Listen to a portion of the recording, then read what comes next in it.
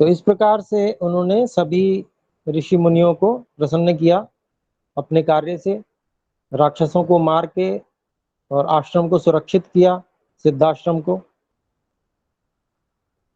तो इसके बाद में 20वें सर्ग में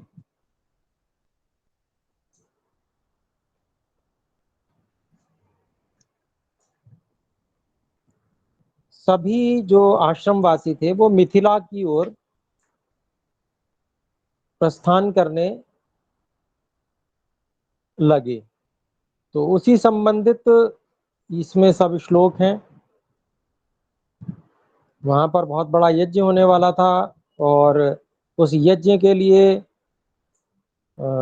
जो आश्रम थे, सिद्धाश्रम वासियों को निमंत्रण था। तो इसी संदर्भ में ये यहाँ पर हमारे 2 श्लोक 20वें सर्ग के हो चुके थे। 20वें सर्ग के तीसरे श्लोक से हम लोग आज आरंभ कर रहे हैं। वाल्मीकि रामायण बालकांड सर्ग 20 श्लोक तीसरा। मैं पढ़ रहा हूं। अभिवाद्य मुनिश्रेष्ठम ज्वलंतमिव पावकम ऊचतुः परमोदारम वाक्यम मधुरभाषिणौ।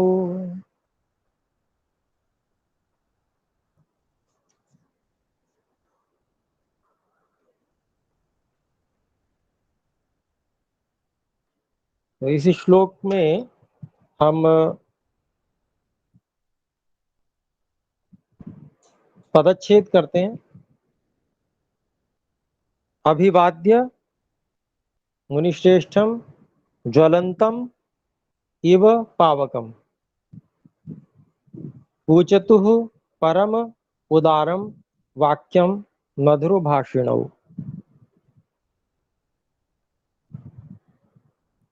और इसका अन्वय है पावकम इव ज्वलंतम मुनिश्रेष्ठम अभिवाद्य।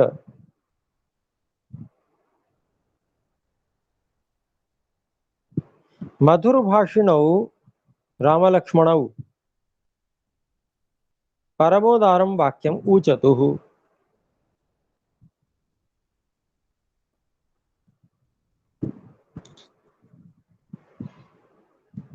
तो पिछले श्लोक में सभी संध्या वंदन इत्यादि प्रातःकालीन कर्तव्य करके राम और लक्ष्मण जो है ऋषि विश्वामित्र जी और अन्य ऋषियों के पास में गए और उसके बाद में उन्होंने अब इस श्लोक में क्या किया वो बता रहे हैं कि जो अग्नि के समान दैदीप्यमान थे, जिनके ओज से चेहरे चमक रहे थे, ऐसे मुनि श्रेष्ठ महर्षि विश्वामित्र जी को अभिवादन करके, उनको नमन करके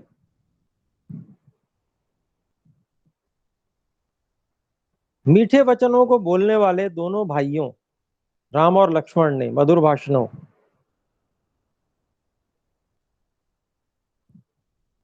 परम उदार वाक्य, बहुत ही विनम्रता के साथ में एक बात पूछतु कही उन दोनों भाइयों ने मिलकर, राम और लक्ष्मण ने।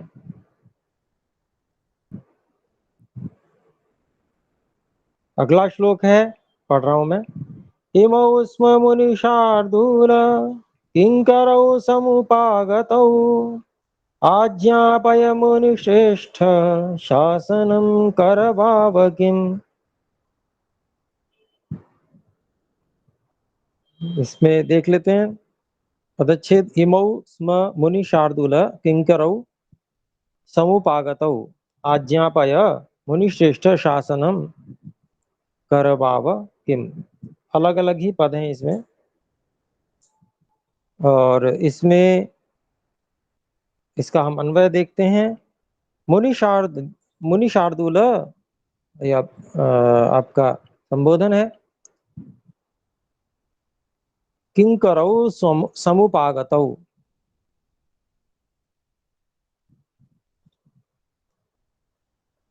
मुनि शार्दूल इमौ किंकरौ समुपागतौ स्म।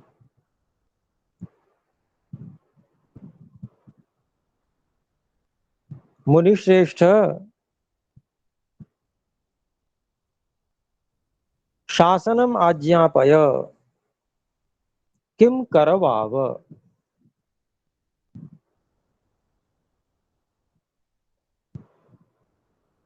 तो उनका काम पूरा हो गया, समाप्त हो गया पूरा। जो कार्य उनको जिसके लिए वो लाए गए थे, आश्रम की रक्षा के लिए, सिद्धाश्रम की, वो कार्य पूरा हो गया। तो उसके बाद में रात्रि को ठहरे, उनका जो अभिनंदन किया पिछले दिन सभी ऋषि मुनियों ने, वो सब हो चुका।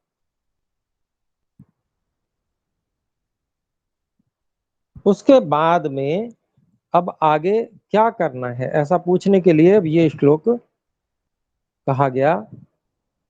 तो बहुत ही विनम्र भाव से और बहुत ही विनम्र शब्दों का प्रयोग करते हुए, राजा के पुत्र होते हुए भी कितने जो सेवकों वाले शब्द हैं अपने लिए वो प्रयोग कर रहे हैं। देखिए, श्री राम जी और लक्ष्मण जी के हे सिंह के समान पराक्रमी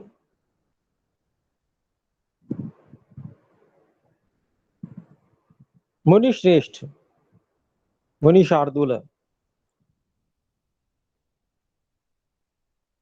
इमौ किंकरौ समुपागतौ स्म।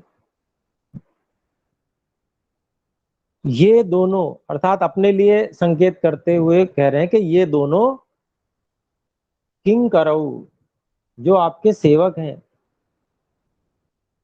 किंकरः, ऐसा व्यक्ति जो यह पूछता है कि अब मैं क्या करूं, फिर कार्य पूरा हो जाता है फिर पूछता है अब मैं क्या करूं। ऐसा कौन होता है? ऐसा सेवक होता है।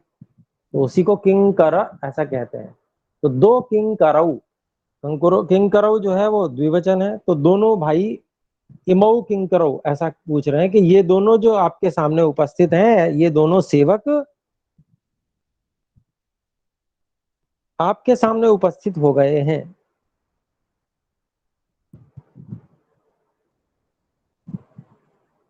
हे मुनि श्रेष्ठ, सब मुनियों में जो सर्वश्रेष्ठ आप हैं, हे महर्षि विश्वामित्र जी,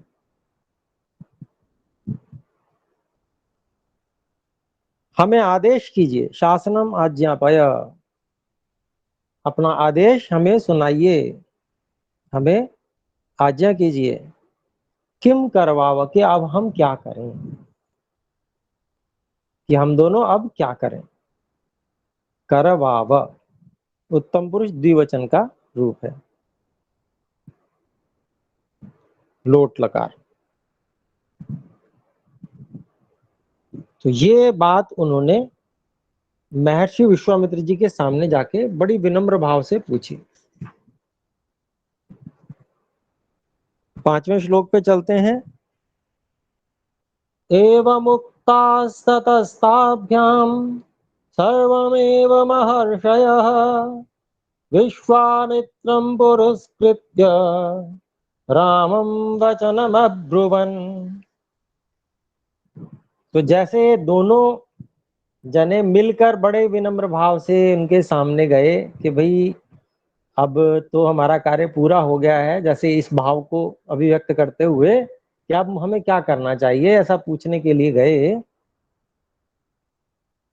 तो अब उसी प्रकार से सारे जो ऋषि मुनि थे वो भी अब देखिए मिलकर ही कह रहे हैं। तो इसका हम पहले वो करेंगे, पदच्छेद करेंगे। एवं उक्ताः ततः ताभ्याम सर्वम एव महर्षि विश्वामित्रं पुरस्कृत्य रामम वचनम अब्रुवन। तो इसका हम अब अन्वय देखते हैं।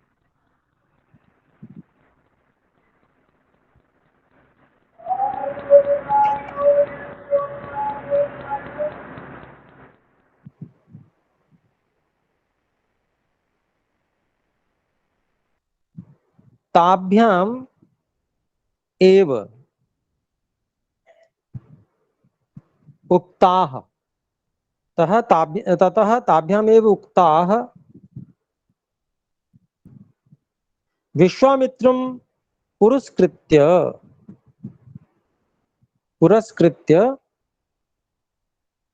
सर्वे एव महर्षयः रामं वचनम् अब्रुवन्।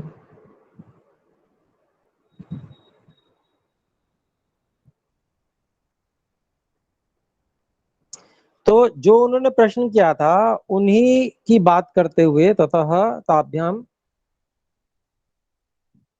उन्हीं से अर्थात उन ऋषि महर्षियों से उन दोनों के द्वारा, ताभ्याम द्विवचन है, तो उन दोनों राजकुमारों के द्वारा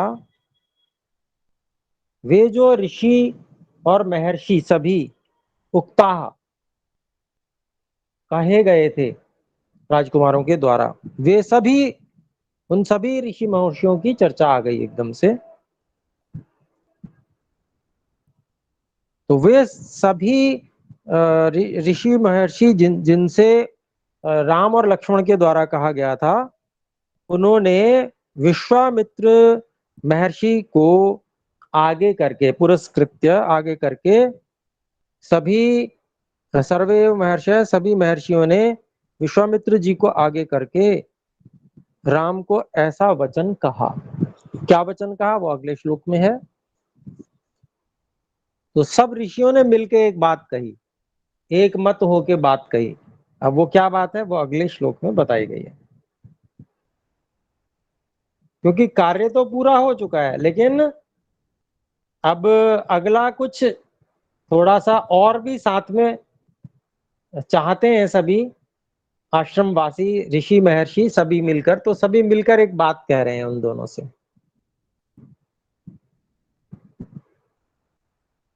तो छठा श्लोक है,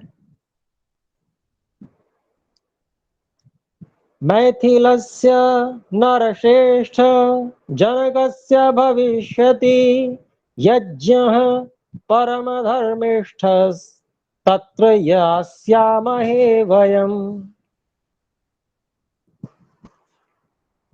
अलग अलग इसके पद हैं।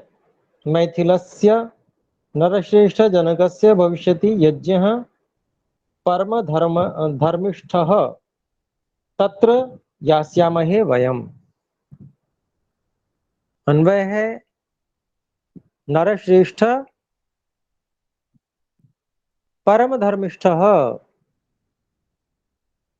मैथिलस्य जनकस्य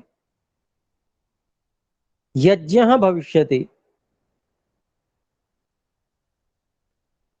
वयम तत्र यास्यामहे। तो क्या अभिप्राय हुआ कि हे नर श्रेष्ठ श्री राम, आप तो सबसे श्रेष्ठ हैं, नरों में सबसे श्रेष्ठ हैं,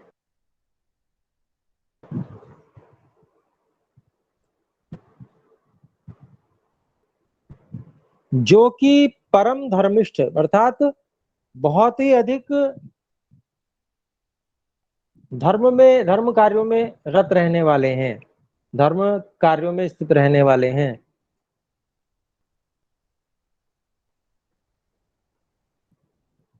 ऐसे ऐसे मैथिली नगरी के जनकस्य, जनक राजा जनक के यज्ञ भविष्यति, उनके यहाँ पर यज्ञ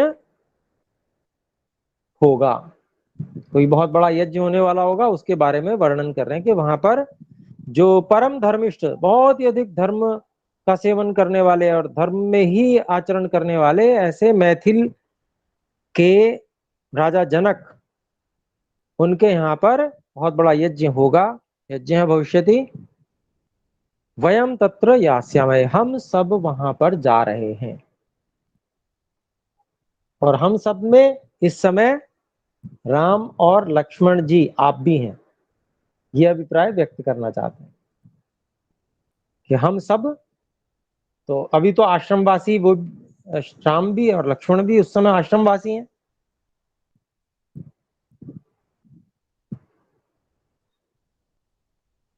तो फिर अगले श्लोक में और स्पष्ट करते हैं इस बात को ऋषि महर्षि लोग। अगला श्लोक है, त्वं चैव नरशार्दूल सहास्माभिर्गमिष्यसि अद्भुतं च धनुरत्नं तत्रैकं द्रष्टुमर्हसि।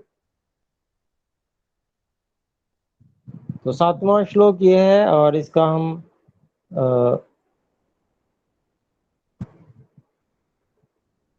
पदच्छेद करते हैं। त्वं च एव नरशार्दूल सह अस्माभिः गमिष्यसि अद्भुतं च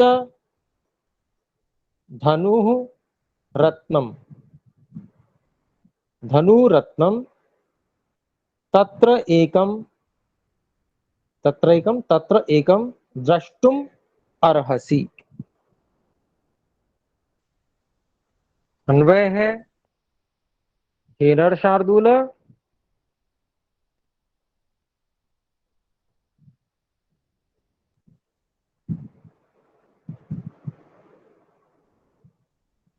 त्वं च एव अस्माभिः सह गमिष्यसि तत्र च एकम अद्भुतम धनुरत्नम द्रष्टुम अर्हसि। तो कहते हैं कि हे सिंह के समान पराक्रमी, मनुष्यों में श्रेष्ठ श्री राम, तुम भी हमारे साथ, अस्माभि सह, हमारे साथ तुम भी जाओगे वहां पर, महाराजा जनक के यहाँ तुम भी वहां जाओगे। और फिर कहते हैं, देखिए, तत्र वहां पर, और वहां पर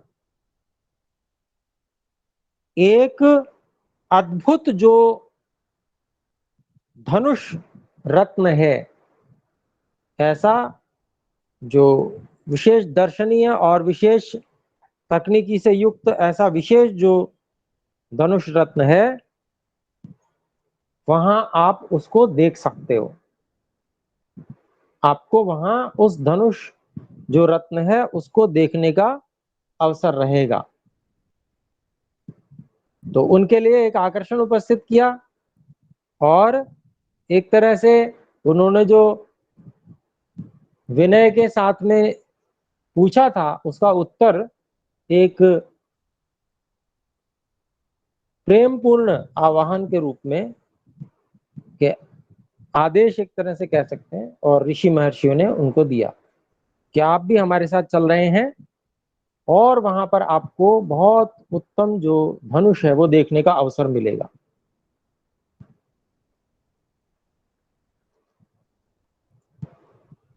8वें श्लोक में चलते हैं।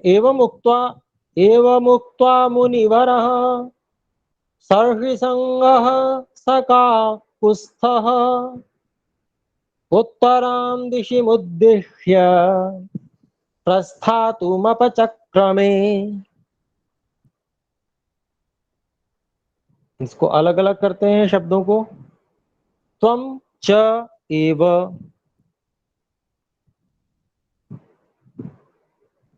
नर शार्दूल, अच्छा ये तो हो चुका था, एवं उक्त्वा वाला है, हाँ।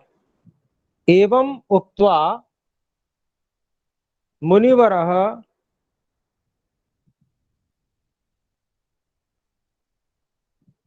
स ऋषि संघः, स ऋषि संघः स काकुत्स्थः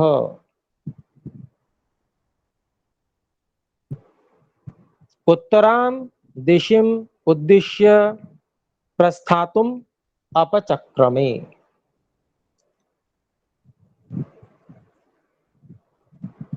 तो ये पदच्छेद हुआ, इसका हम अन्वय भी करते हैं।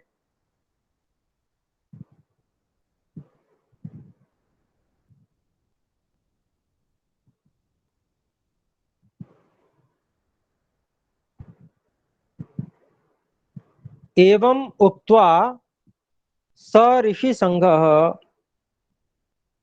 स काकुत्स्थः मुनिवरः उत्तरां दिशिम उद्दिश्य प्रस्थातुम अपचक्रमे। तो ऐसा कहकर ऋषियों के पूरे समूह के साथ, ऋषियों के संघ के साथ और दोनों राजकुमारों के साथ में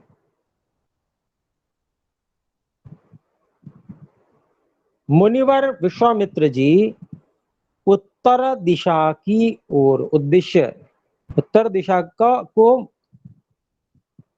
की ओर प्रस्थान करने के लिए तैयार हो गए।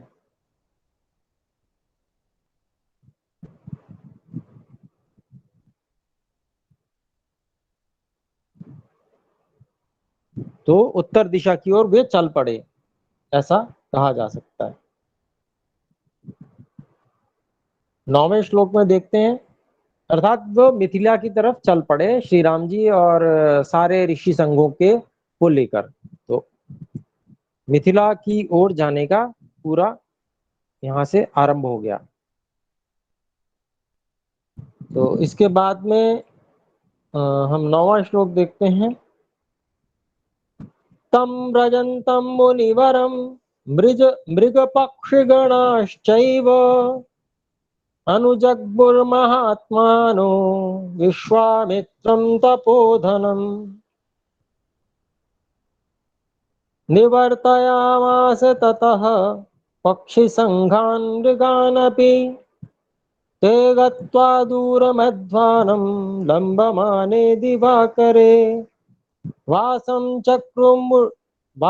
चक्रुर्मुनिगणाः शोणकूले समागताः।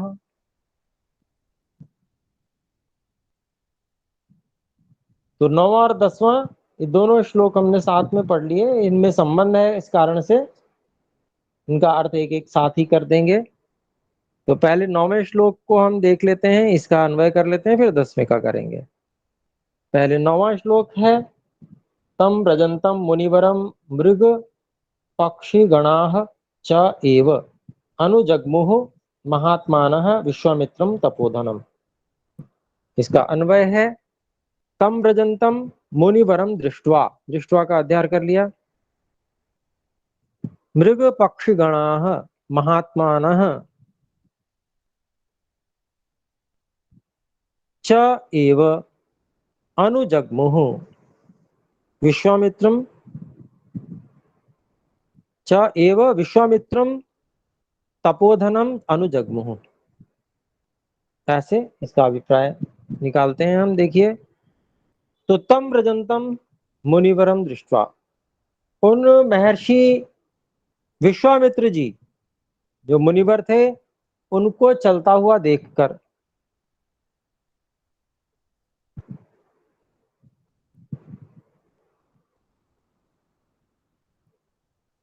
मृग और पक्षी गण, और उन्हीं का विशेषण है महान आत्मा वाले, महात्मा, महान आत्माओं, महान आत्मा जो मृग और पक्षी गण थे, वे भी चाहे वे भी अनुजग्मुः उनके पीछे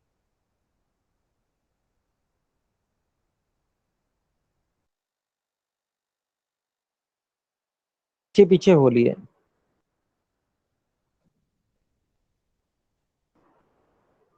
किनके पीछे पीछे हो लिए? विश्वामित्र, विश्वामित्रम तपोधनम, जो तपस्या ही जिनका धन है, तपोधनम,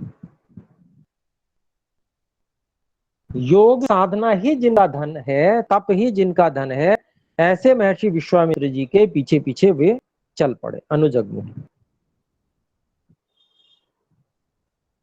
तो यहां पर सीधा सीधा अर्थ भी यूं ले सकते हैं, मृग और पक्षीगण, क्योंकि पशु पक्षी भी ऋषि महर्षियों के से प्रेम करने लगते थे। आश्रम में पशु पक्षी भी रहते थे और उनको भी आहार दिया जाता था, और सभी जो ऋषि महर्षि होते थे वो पशु पक्षियों से भी प्रेम करते थे। लेकिन यहाँ पर महात्मानः, महान आत्मा वाले या महात्मा जो थे, ऐसे विशेषण जोड़ा गया है। समान विभक्ति होने के कारण से वो विशेषण उसके साथ में जुड़ता है,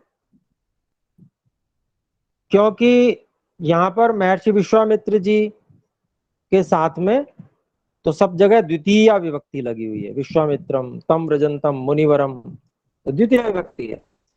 लेकिन महात्मानः यह प्रथमा बहुवचन है, तो मृग पक्षी गणा के साथ में ही लग सकती है ये। तो इसका अभिप्राय क्या हुआ, इन मृग और पक्षी गणों को भी महात्मा कहा गया है। यद्यपि मृग और पक्षी जो हैं वे मनुष्य नहीं होते और वो अपने अपने कर्मों का कहीं ना कहीं फल भोग रहे होते हैं मृग और पक्षी की योनियों में। तो यहां पर हम इस तरह से भी कह सकते हैं, पक्षी उनको कहते हैं जो पक्ष रखते हैं। दो प्रकार से अर्थ होता है ना मुख्य। एक तो अर्थ हम बिल्कुल अभिधा से करते हैं, बिल्कुल सीधा सीधा अर्थ। पहला तो कर्तव्य यही बनता है कि अभिधा से अर्थ किया जाए, लेकिन अभिधा में कहीं हमें ऐसा कुछ लग रहा हो कि कुछ अर्थ परिवर्तित हो सकता है, तो हम थोड़ा बहुत फिर लक्षणा से भी अर्थ करते हैं। तो ये सिद्धांत है अर्थ करने का। तो यहां पर हम इस रूप में भी देख सकते हैं कि जो पक्षी गण है, पक्षी हम सीधे सीधे जो पंखों वाले उड़ने वाले पक्षी होते हैं उन्हीं को ग्रहण नहीं करते, बल्कि पक्षीगण उनको भी कह सकते हैं जो अपना पक्ष रखने वाले लोग हैं। पक्षी जैसे पूर्व पक्षी, उत्तर पक्षी, जब हम संवाद करते हैं तो एक पक्ष जो वाला होता है उसको पूर्व पक्षी कहते हैं, और जो उत्तर देने वाला पक्षी होता है वो उत्तर पक्षी होता है। तो वो भी पक्षी है, और वही बिल्कुल शब्द जो पक्षियों के लिए प्रयोग हो रहा है वही उनके लिए भी प्रयोग हो रहा है। तो ऐसे ही पक्षी गण। अभिप्राय क्या हुआ, जो आश्रम में रहने वाले ऋषि महर्षि हुए एक हो गए, लेकिन ऋषि महर्षियों से कम स्तर वाले भी लोग होते हैं, आश्रमों में रहते हैं और वे भी उन्नति के लिए आए हुए होते हैं। वो उनका एक पक्ष होता है। वो पक्ष क्या होता है, जो उनके आचार्यों का पक्ष होता है वही उनका पक्ष होता है, क्योंकि वो इतने अधिक बड़े विद्वान अभी नहीं बने होते हैं कि जो ऋषियों की संख्या में जिनको गिना जाए, लेकिन फिर भी वो सत्य पक्ष को मानने वाले होते हैं, इसलिए उनको पक्षी कहा। और फिर मृग किनको कहते हैं, तो हमने श्लोक जरूर सुना होगा पहले कि मनुष्य रूपेण मृगाश्चरन्ति ते मर्त्य लोके भुवि भार भूता मनुष्य रूपेण मृगाश्चरन्ति। तो जो लोग धर्म पूर्वक जीवन नहीं जीते हैं, ऐसे लोगों को क्या कहा गया, वो मनुष्य खाली देखने के हैं दो पैर वाले, वास्तव में वो चार पैरों वालों की तरह ही जीवन जी रहे हैं, क्योंकि उनका जो कार्य है वो आहार निद्रा भय और मैथुन, यही कार्य है जो पशुओं जैसा है। पशु भी क्या करते हैं, यही कार्य करते हैं बस। धर्म से उनको कोई लेना देना नहीं है। जो बलवान होगा वो अपने से कमजोर को दबा लेगा, ये पशुओं का स्वभाव है। तो ऐसे जो लोग जीते हैं, धर्म पूर्वक नहीं जीते हैं, वो लोग मृग के समान ही हैं। उनको इतनी समझ नहीं है, लेकिन फिर भी यहां पर उनको भी महात्मा कहा। तो जो अनुशासन में चलने वाले लोग हैं, ऋषियों के अनुशासन में चलने वाले लोग हैं, यद्यपि उनको अभी धर्म की इतनी समझ नहीं है, लेकिन वो अनुशासन में चलते हैं, उनमें विद्या नहीं है। तो ऐसे वर्ग वाले लोग वो भी आश्रम में रहते थे। तो आश्रम में तो सभी प्रकार के लोग रहते हैं।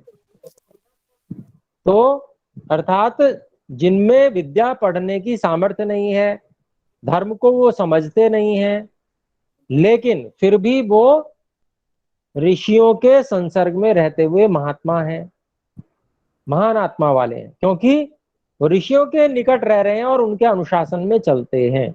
तो इस प्रकार से भी उनका अर्थ किया जा सकता है कि आश्रम के जो ऋषि महर्षि संघ वाला एक गण था, मतलब ऋषियों का संघ था, वो सब मिलके तो जा रहा है कहाँ, मिथिला। महर्षि नहीं, महाराजा जनक जी के यहाँ पर यज्ञ में जा रहा है। तो विद्वान जो हैं वो जाएंगे विशेष, लेकिन कुछ लोग जो आश्रम में रुकने वाले हैं वो आश्रम में रुकेंगे। तो वो जो मृग और पक्षी गण है वे सब, उनको इस रूप में भी हम जो महान आत्मा है ऐसे, वे भी उनके पीछे पीछे चल दिए, क्योंकि उनका ऋषि महर्षियों में तो रागात्मक संबंध नहीं होता है इतना ज्यादा, उनमें कोई राग द्वेष ज्यादा नहीं होते।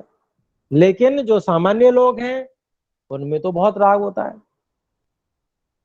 तो ऐसे जो ऋषि जिनके ऊपर बहुत उपकार करते हैं, विद्या देने में हर तरह से सेवा भी करते हैं, सब कार्य करते हैं, तो ऐसे जो लोग आश्रम में रहने वाले थे, ऋषि महर्षि क्या से कैसे व्यवहार करते हैं कि जो अपना बाद में खाएंगे, पहले सेवकों को खिलाएंगे। ये ऋषि महर्षियों का व्यवहार होता है। वो बहुत ध्यान रखते हैं प्रत्येक आश्रमवासी का, सबसे प्रेमपूर्ण व्यवहार करते हैं। तो इस प्रकार से जब वो इतना अच्छा व्यवहार करते हैं तो उनसे प्रेम हो जाता है सभी आश्रमवासियों को, यहाँ तक कि पशु पक्षियों तक को। तो सभी लोग उनके पीछे पीछे चल दिए, चाहे वो पशु थे, पक्षी थे या आश्रमवासी थे, उनको भी हम इसमें गिन सकते हैं महात्मा ना। तो वो सब जो है उनके पीछे पीछे चल दिए, क्योंकि उनसे वो अनुरक्त थे, रागयुक्त थे ऋषि महर्षियों से। तो आगे देखते हैं,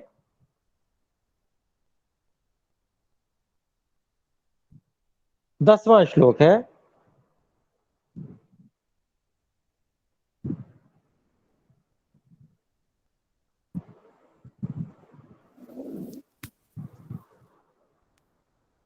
इसको हम पढ़ चुके हैं, अब हम इसको अलग अलग करते हैं। निवर्तया मास, ये पूरा पद क्रियापद है।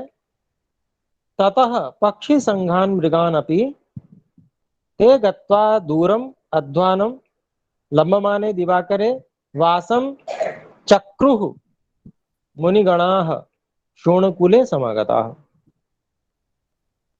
अब इसका हमने अन्वय किया। ततः पक्षी संघान मृगान अपि निवर्तयामास। तो वहां से महर्षि विश्वामित्र जी ने जो पक्षी संघ थे और मृग थे उन सबको वापस कर दिया, उनको वापस भेज दिया, भाई आप अब जाइए और यहाँ से आगे हम स्वयं ही यात्रा करेंगे। तो उनका आदेश हुआ तो वो सब आदेश मानते थे, तो वो पीछे हो लिए। फिर आगे करते हैं, देखिए कहते हैं लंब माने दिवाकरे ते दूरम अध्वानम गत्वा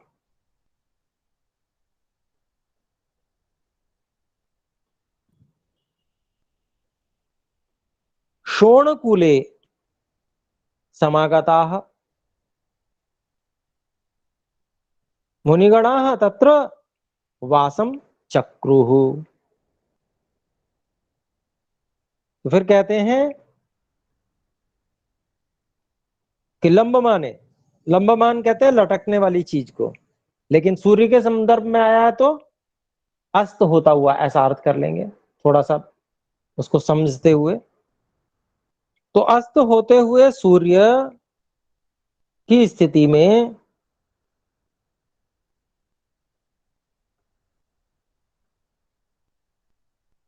वे सब जो वहां से चल चुके थे, ऋषि संघ और राजकुमार, वे दूर बहुत लंबे रास्ते, दूर अध्वानम, बहुत लंबे रास्ते तक जाकर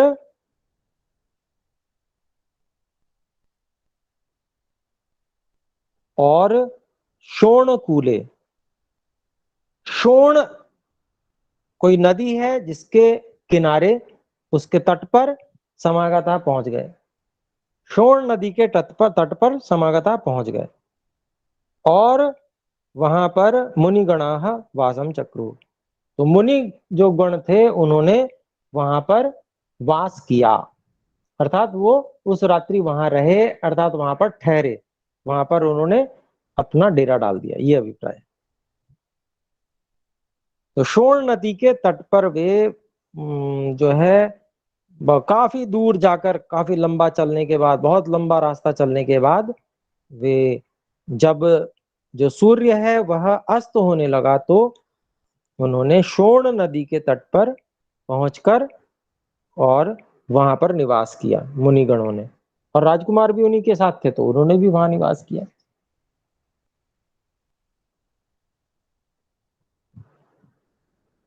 तो ये 10वां श्लोक हुआ। आप 11वें श्लोक में चलते हैं। ते अस्तम ते स्तम गते दिनकरे स्नात्वा हुताशनाः विश्वामित्रं पुरस्कृत्य निषेधुरमितरो निषेधुरमितौजसः। इसका पदच्छेद करते हैं। ते अस्तम गते दिनकरे स्नात्वा हुत हुत अशनाः विश्वामित्रं पुरस्कृत्य निषेधुः अमित औजसः, अमित ओजसः, अमित ओजसः, ये वृद्धि संधि हो गया, अमित औजसः हो गया है, तो निषेधुः अमित ओजसः।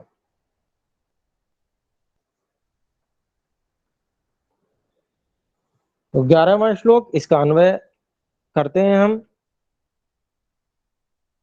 अस्तम गते दिनकरे ते स्नात्वा हुत हुत अशनाः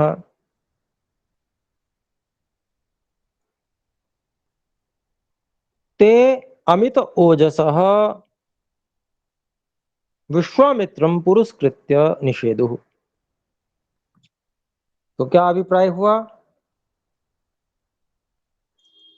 सूर्य के अस्त होते होते वे सब नहाकर और हुत हुत, हुत कहते हैं जिन्होंने यज्ञ कर लिया हो, तो सभी ने अपना अपना यज्ञ करके हुत हुत आशना, और यज्ञ शेष को खाकर खाए हुए हो गए, अर्थात वे अपना अपना यज्ञ करके और जो प्रसाद ग्रहण करते हैं, क्योंकि विधान है यज्ञ का, यज्ञ शेष ही खाया जाता है, ये वैदिक संस्कृति का नियम है। और गीता में भी श्री कृष्ण जी महाराज यही कहते हैं कि यज्ञ के बिना जो खाता है वो पाप खाता है, अर्थात यज्ञ अर्थात परोपकार, सभी प्रकार के जो परोपकार होते हैं वे यज्ञ ही कहलाते हैं। तो यहां पर भी वही वही बात कहा कि जो सूर्य है उसके अस्त होते होते उन्होंने सबने स्नान किया और अपना अपना यज्ञ संपन्न किया, अग्निहोत्र आदि, और उसका जो शेष यज्ञ शेष था उसको उन्होंने खाया, तो खाए हुए हो गए वे। उसके बाद में उन्होंने क्या किया?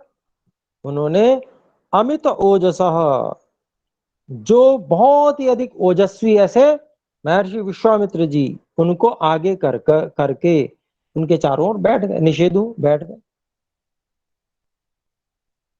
तो ये एक परंपरा है कि अब मार्ग में जा रहे हैं तो अपने जो जो दैनिक कृत्य हैं वो सब करके और फिर से आकर उनकी सेवा में उपस्थित हो गए वे सब महर्षि विश्वामित्र जी की।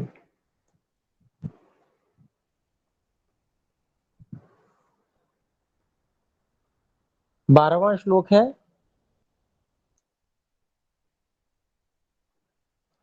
अथ रामो महातेजा विश्वामित्रं महामुनिम् पप्रच्छ मुनिशार्दूलम् कौतूहलम कौतूहलसमन्वितम्। तो श्री राम जी बहुत ही जिज्ञासु प्रवृत्ति के थे और बार बार वो प्रश्न करते थे। हमने देखा पीछे भी जहां भी उनको अवसर मिला प्रश्न किया, बड़ी विनम्रता पूर्वक महर्षि विश्वामित्र जी से, और ज्ञान को बढ़ाने के लिए सदा वो तत्पर दिखे श्री राम जी। तो ऐसे ही उनकी जो जिज्ञासा है वो यहाँ पर प्रकट करते चल रहे हैं।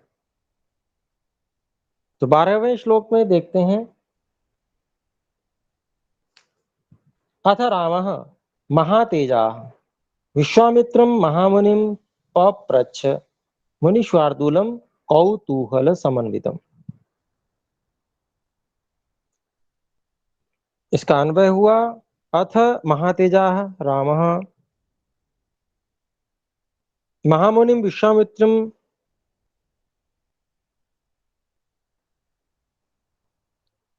मुनिशार्दूलम् कौतूहल समन्वितम पप्रच्छ।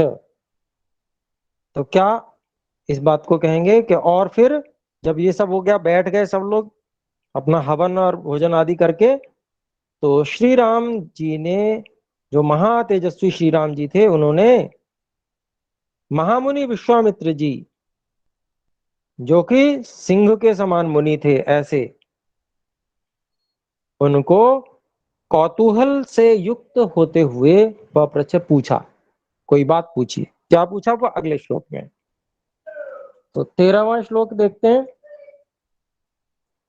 भगवन् कोऽन्वयं देशः समृद्धवनशोभितः श्रोतुमिच्छामि भद्रं ते वक्तुमर्हसि तत्त्वतः।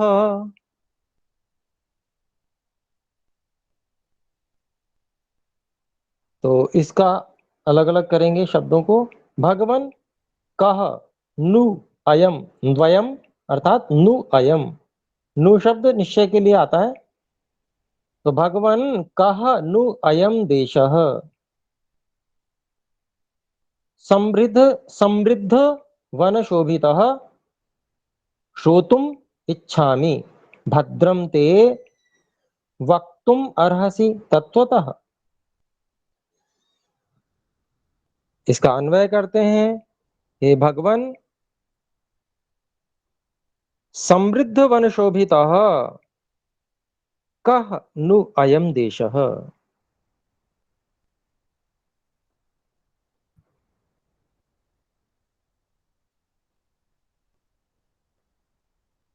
किम भवान तत्वतः वक्तुमर्हसि श्रोतुम इच्छामि भद्रम ते।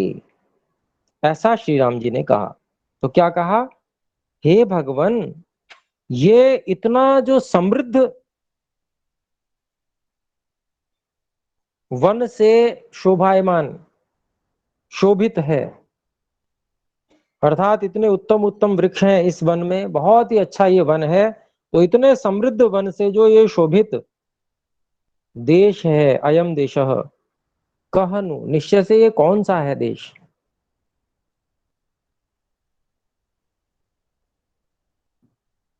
फिर पूछते हैं कि क्या आप इसको ठीक ठीक तत्वतः ठीक ठीक वक्तुमरसी बता सकते हैं, कह सकते हैं।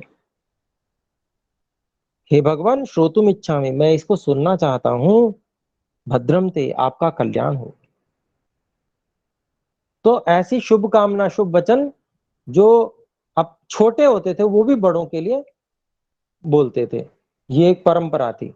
ये केवल आशीर्वाद अर्थ में नहीं होता था, ये शुभ कामना और विनम्रता के अर्थ में ऐसा बोला जाता था। भद्रम ते, आपका कल्याण हो, हे महर्षि आपका कल्याण हो, इस प्रकार से। तो 14वां और अंतिम इस सर्ग का श्लोक पढ़ते हैं।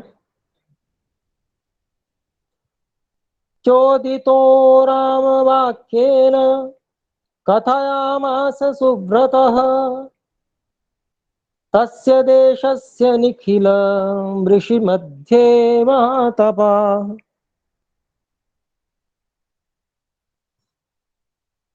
च उदितः रामवाक्येन कथयामास, क्रियापद है ये, सुव्रतः, तस्य देशस्य निखिलम ऋषि मध्ये महातपः।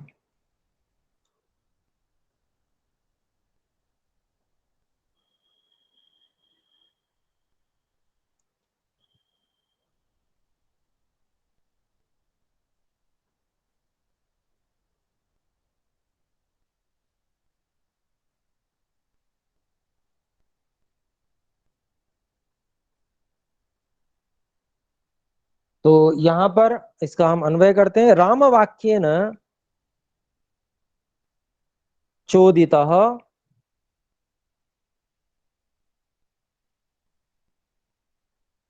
सुव्रतः महातपाः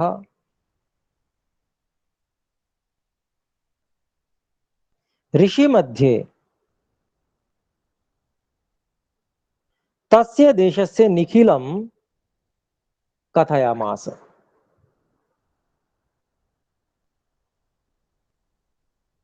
तो राम के वाक्य के द्वारा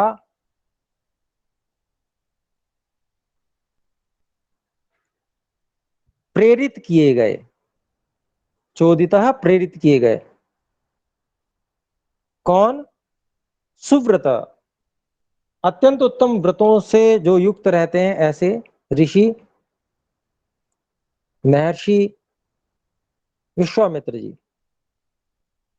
जो कि बहुत अधिक तपस्वी हैं, महातपाः। उन्होंने ऋषि मध्य, सब ऋषियों के बीच में, तस्य देशस्य, उस देश के बारे में, निखिलम, संपूर्ण जो जानकारी थी, कथयामास, उसको कहा। शोर नदी के तट पर जो देश था, अत्यंत उत्तम वनों से युक्त था, उस देश के विषय में पूरी बात उन्होंने बता दी। तो उस समय क्या स्थिति रही होगी वो सब उन्होंने वहां पर वर्णन किया। तो यहाँ पर जो है श्री राम जी की जिज्ञासा को बताना कि जहां जहां से वो जा रहे हैं वो प्रत्येक देश को जानना चाहते हैं, क्योंकि देखिए जो राजा है, राजकुमार है, उसको ये आवश्यक है, और आगे उनको राजा बनना है, तो उनको ये आवश्यक है कि जहां से भी गुजर रहे हैं उस देश के विषय में विशेष जानकारी वो रखें। तो अपने कर्तव्य के अनुकूल भी और स्वभाव के अनुकूल भी, जैसा कि एक राजा राजपुत्र को का स्वभाव होना चाहिए, उसके अनुकूल भी वे अपनी जिज्ञासाओं को रख रहे हैं। और क्योंकि महर्षि विश्वामित्र जी पहले राजा रह चुके हैं, उनको भी सारे के सारी जो प्रदेश हैं उन सब की जानकारी है।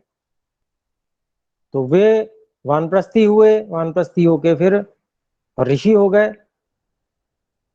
और उनको सारी जानकारी है। तो जो नई पीढ़ी है, उस नई पीढ़ी को वो सारा का सारा ज्ञान वो दे रहे हैं। तो ये बात यहाँ पर रखी गई। अब हम 21वें सर्ग में चलते हैं। ये मार्ग की बात हो गई।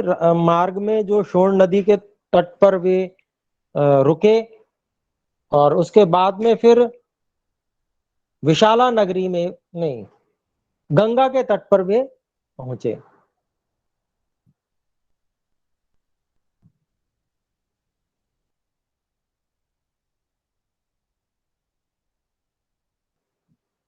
तो गंगा जी के तट पर वे पहुंच रहे हैं। तो 21वें सर्ग में वो उसका वर्णन है।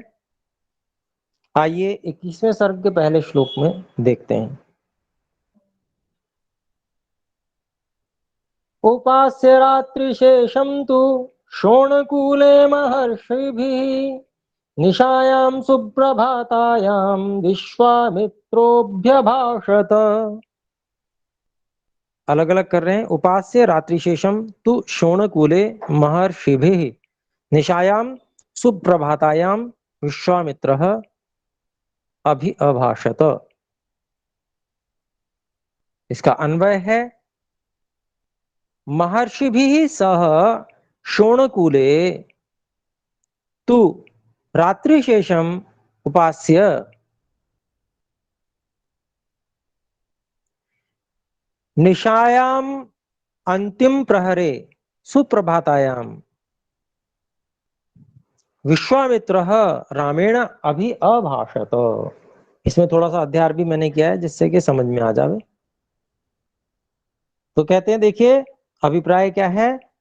सभी ऋषि महर्षियों के साथ में शोण के तट पर, शोण नदी के तट पर, तो बाकी रात्रि को बिताकर, यानी कि रात्रि तक उनसे उनमें चर्चा चली, उन्होंने कथा सुनाई, बताई, इतिहास बताया या स्थान के बारे में बताया, और उसके बाद में बाकी जो बची हुई रात्रि थी वो बिताकर उपास्य।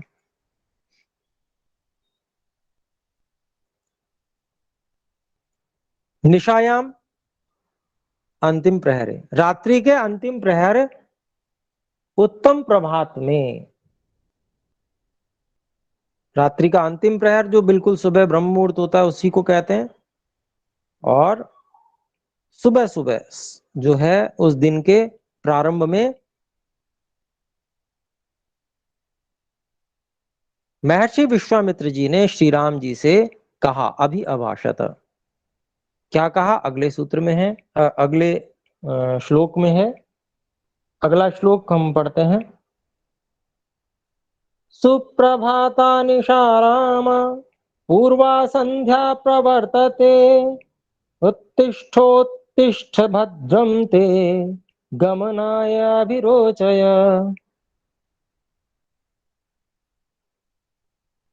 तो सुप्रभाता निशा राम पूर्वा संध्या प्रवर्तते उत्तिष्ठ उत्तिष्ठ भद्रम ते गमनाय अभिरोचय। अभी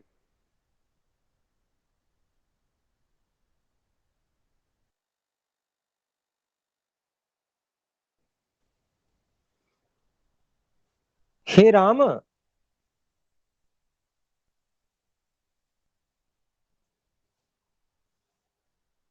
उत्तिष्ठ, हे राम उत्तिष्ठ, निशा सुप्रभाता जाता।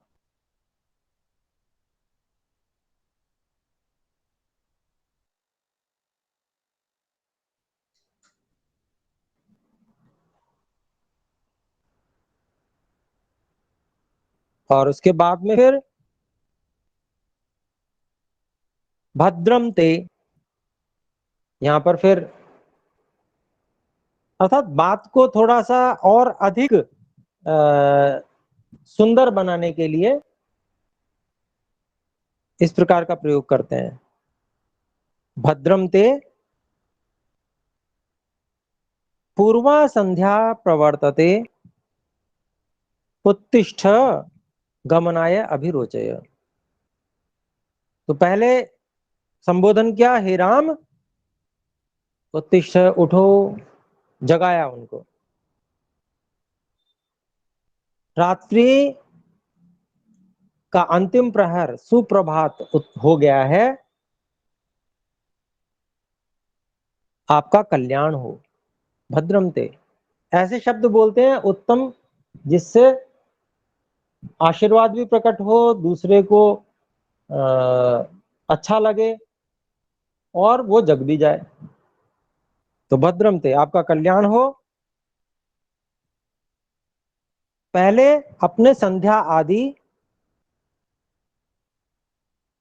में प्रवृत्त हूं और फिर उठकर गमनाय अभिरुचय, जाने के लिए अपनी अभिरुचि को उत्पन्न करें, अर्थात चलने के लिए तैयार हो जाए। तो हे राम, आप उठ जाइए, आपका कल्याण हो, और रात्रि का अंतिम प्रहर बीतने को है, सुप्रभात हो चुकी है, संध्या आदि कीजिए और उठकर चलने के लिए तैयार हो जाइए। ये बात महर्षि विश्वामित्र जी ने श्री राम जी से कही। तीसरे श्लोक में देखते हैं। अच्छा, समय हो गया है, तो आगे गंगा नदी के तट पर और क्या क्या होने वाला है वो सब यहाँ पर वर्णन किया जाएगा। तो आज इतना ही रखते हैं। आइए एक बार ओम की ध्वनि करें।